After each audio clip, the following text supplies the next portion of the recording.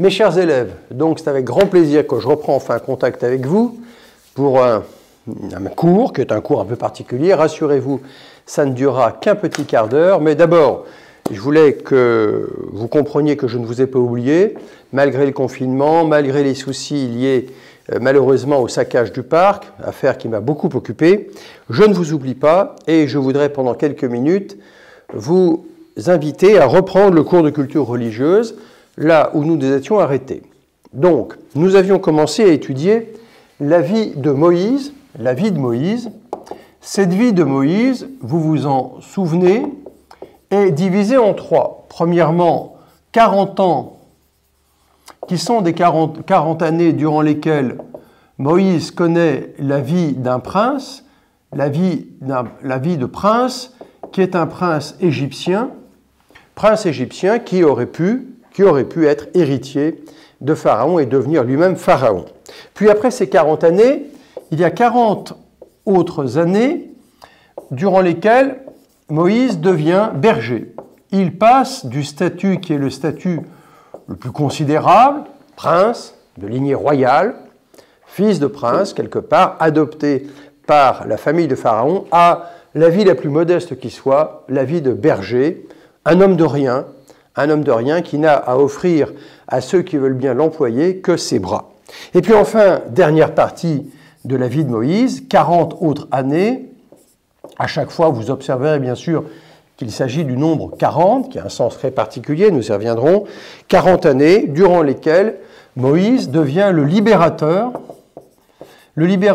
du peuple hébreu, et en même temps que le libérateur du peuple hébreu, il va devenir aussi le père du peuple hébreu, puisque c'est lui qui va donner à son peuple une loi. Il n'y a pas de peuple sans loi, il faut une loi pour constituer un peuple. On le voit bien d'ailleurs avec l'épisode du confinement que nous connaissons actuellement.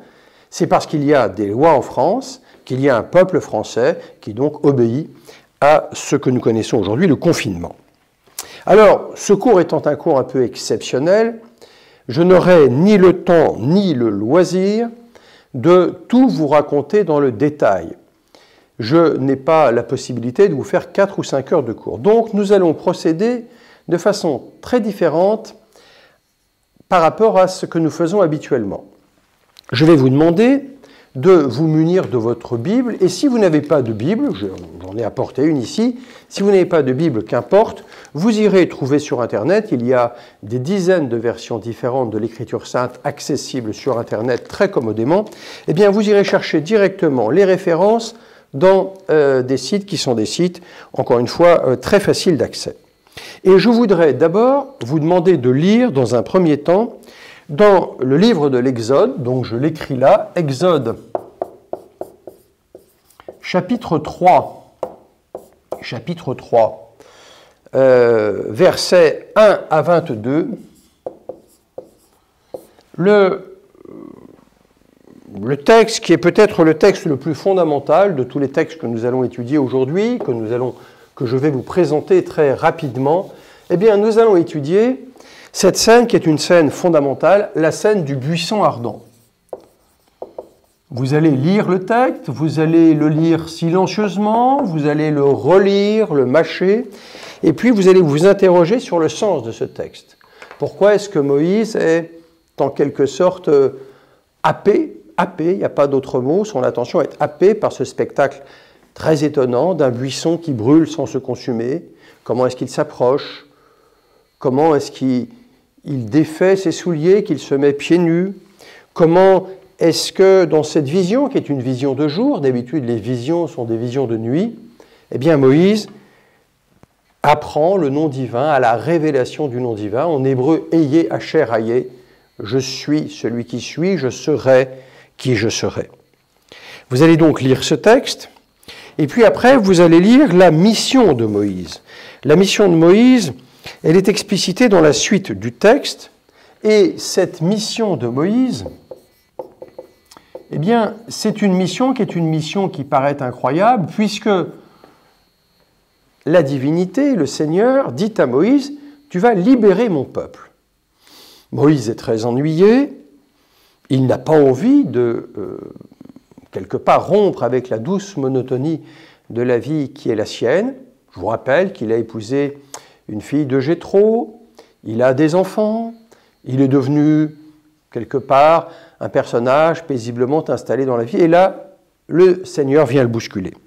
Donc, il doit se lancer dans une mission, qui est une mission difficile, et je vais vous demander de lire dans l'Exode, toujours pareil, dans le livre de l'Exode, vous allez lire les chapitres qui sont les chapitres 4, 5,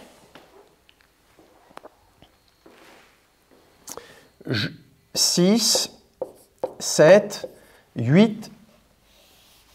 Rassurez-vous, ce sont des chapitres courts, denses, brefs. 9, 10 et 11. Donc vous allez lire ces chapitres et dans ces différents chapitres, vous allez découvrir en quelque sorte les étapes qui sont les étapes de la libération du peuple hébreu. Et vous ferez, s'il vous plaît, sur votre cahier, un résumé de ces chapitres.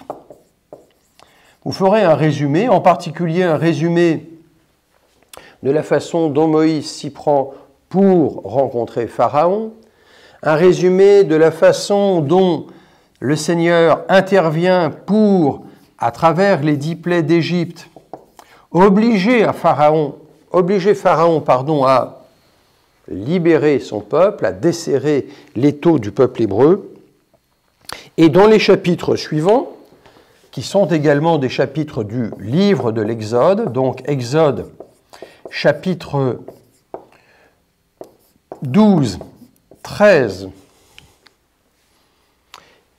14 et 15, vous allez là, dans une nouvelle partie, bien sûr, me faire le récit dans votre cahier, le récit, le résumé de ce que vous aurez lu, en particulier de ces deux parties fondamentales de ces chapitres, l'institution de la Pâque. L'institution de la Pâque, qu'est-ce que c'est que cette Pâque que nous venons de célébrer? Ce mot Pâque que tout le monde connaît, qu'est-ce qu'il veut dire? Et vous comprendrez que le mot Pâque, cela veut dire le passage. Le passage est précisément comment, après l'institution de la Pâque, comment, après la préparation de l'agneau, le sacrifice de l'agneau, un par famille, éventuellement un pour 2 familles si la famille est peu nombreuse, eh bien le peuple hébreu a été libéré et a pu passer la mer Rouge, le fameux épisode du passage de la mer Rouge, qu'on appelle dans l'Écriture sainte la mer des roseaux, et comment ce passage de la mer Rouge devient le début véritablement de la libération et de l'exode du peuple hébreu qui va connaître 40 années, je dis bien 40 années, de pérégrination dans le désert. Ces 40 années qui sont des années fondamentales pour la constitution du peuple hébreu. Voilà, j'espère que tout est clair, tout est simple, tout est facile pour vous.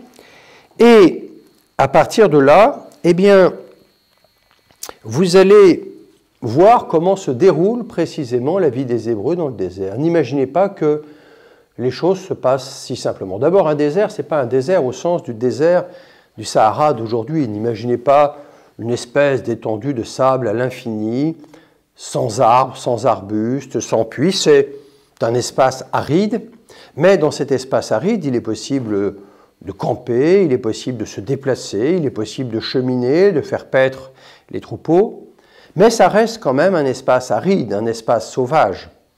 Et les Hébreux, eh bien, ce sont des gens ordinaires, ce sont des gens comme tout le monde. Au bout de quelques semaines, passé la joie d'échapper au statut d'esclave, passer la joie d'échapper à la corvée, qui était une corvée qui faisait qu'ils étaient considérés comme des sous-hommes, qu'ils étaient maltraités, eh bien, passé ce moment, les Hébreux, finalement, regrettent. Ils regrettent, comme on dit, les oignons d'Égypte, ils regrettent la nourriture, qui était une nourriture, certes de mauvaise qualité, mais abondante quand même. Ils regrettent finalement leur statut d'esclave. Et à ce moment-là, ils réclament à Moïse des signes, ils réclament à Moïse de la nourriture, ils réclament à Moïse des encouragements. Et vous verrez dans les chapitres qui sont les chapitres 16 et 17, je l'écris ici, toujours dans le livre de l'Exode, qui est le livre de la Bible consacré à ce passage du peuple hébreu dans le désert, l'Exode, la traversée, eh bien, dans ce chapitre 16 et 17, vous découvrirez l'épisode des cailles, l'épisode de la manne. Vous savez, les Hébreux qui réclament, ils ont besoin d'un signe. Eh bien, Moïse obtient du Seigneur que des cailles qui ces deux cailles sont des oiseaux qui peuvent être des oiseaux migrateurs, qu'un nuage de cailles, un nuage de ces oiseaux se perdent dans le désert et viennent échouer près du camp. Et puis après, il y a l'épisode de la manne qui chaque matin peut être récoltée par les Hébreux, qui a un petit peu le goût de pain. Et d'ailleurs, je vous le signale, manne en hébreu, ça veut dire c'est quoi? C'est quoi? Lorsque les Hébreux découvrent la manne la première fois, ils vont voir Moïse, ils disent mais c'est quoi? C'est quoi? Manne, n'est-ce pas, en hébreu. Et puis, à partir de là, il y a aussi au chapitre 17 l'épisode du rocher de l'Horeb, le rocher de l'Horeb, qui est l'épisode de la tentation. Les Hébreux ont soif, et une nouvelle fois, ils obtiennent un signe. Moïse frappe le rocher, il frappe le rocher 2 fois, diront les commentateurs, dira le Targum, et frappant le rocher, l'eau coule, et l'eau arrive pour donner aux Hébreux la possibilité de se désaltérer. Voilà donc les principaux épisodes dans le désert. Mais cette traversée du désert dure des décennies. Les Hébreux naissent, les Hébreux meurent. C'est tout un peuple nouveau qui se constitue dans le désert. C'est tout un peuple nouveau qui va être prêt à découvrir la fameuse terre promise, la fameuse terre sainte, le rêve de tous les enfants d'Israël. Et ce rêve n'est possible que si le peuple est constitué. Et je vous l'ai dit tout à l'heure, pour qu'un peuple se constitue, il faut qu'il ait une loi. Et pour que cette loi existe, il faut qu'elle lui soit donnée. Et bien précisément, dans les chapitres qui sont les chapitres 19 et 20 de l'Exode, que vous lirez également. Alors évidemment, à chaque fois, vous me faites un résumé, vous me faites un récit de ces chapitres que vous avez lus, c'est la règle. Et dans l'Exode chapitre 19 et 20, vous lirez attentivement et très attentivement ces textes qui sont fondamentaux, et vous découvrirez comment la divinité donne à Moïse la loi, les fameux 10 commandements, les 10 paroles, les 10 commandements, ce qu'on appelle aussi souvent le décalogue. Il y a dans l'Écriture sainte deux versions du décalogue. Il y a Exode, donc chapitre 20, versets 2 à 17, et puis il y a également une autre version de ce décalogue dans le livre du Deutéronome, toujours dans le Pentateuque, donc les 5 premiers livres de la Bible, chapitre 5, versets 6 à 21. Donc vous lirez attentivement ce chapitre, vous en ferez également un résumé, et le plus important,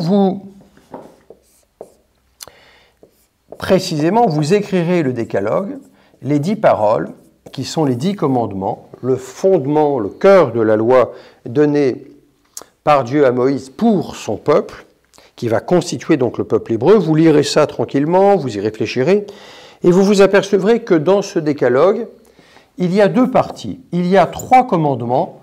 Les 3 premiers commandements concernent